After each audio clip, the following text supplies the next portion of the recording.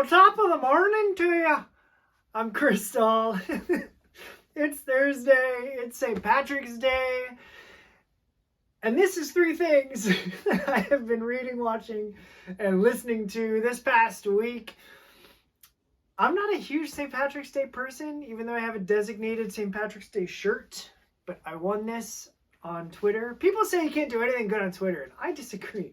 Do you know how many things that I have won for free on Twitter giveaways? A bunch is what I'll say, and this shirt is one of them. So, thanks, Andrew WK. But these are the three things that I've been reading, watching, and listening to this past week. First thing, listening to last Friday was March 11th. That's 311 Day, so I listened to 311 all day. That's what you do on 311 Day.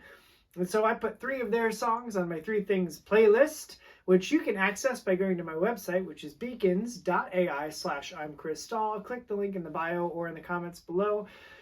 And you can preview it right on my website, or you can click through and go to Spotify and listen to it there, whatever fits your fancy.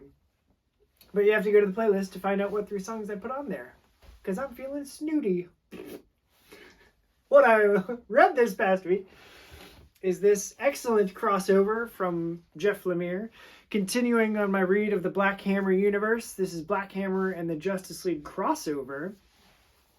And it is such a fun book. It's great. So Black Hammer, the superheroes of old, get into the great cataclysmic event of Anti-God coming, and when they destroy him, they get zapped to this farm that they can't get away from, and it comes to be known as Black Hammer Farm. They're stuck there for over 10 years trying to figure out where they are and what this small town that the farm is a part of is and how they get out of it. And that's the basis for the first two trades collected of the Black Hammer series. Well, in the crossover, something happens where the Justice League is fighting Starro, which there's a lot of great, not super powered villains that they use in this book, which I think is probably why I like it so much.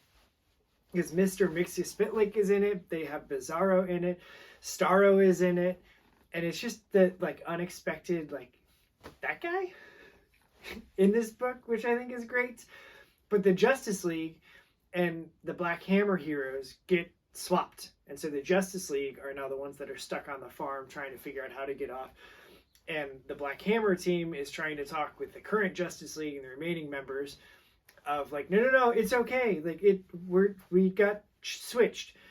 And so it's them each team trying to figure out how to get back to where they belong.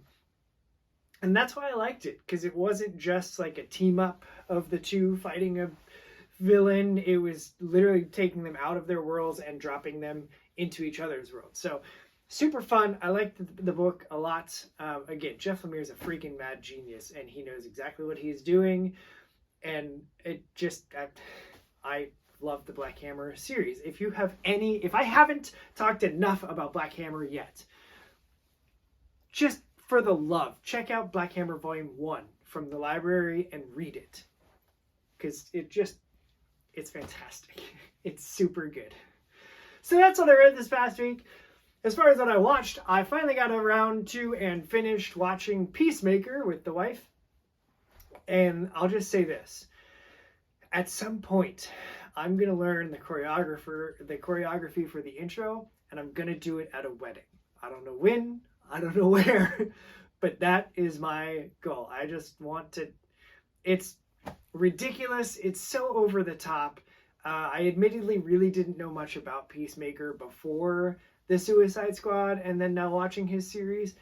And so a lot of it was fun to just see things that I just didn't know and learn about all of his crazy antics and shenanigans and the insanity they get into fighting the butterflies and trying to kill the cow. And it was a ton of fun. I had so much fun watching the show, and there wasn't any of the they didn't do that, or that's not true to the books. And honestly, it was kind of fun to not have that.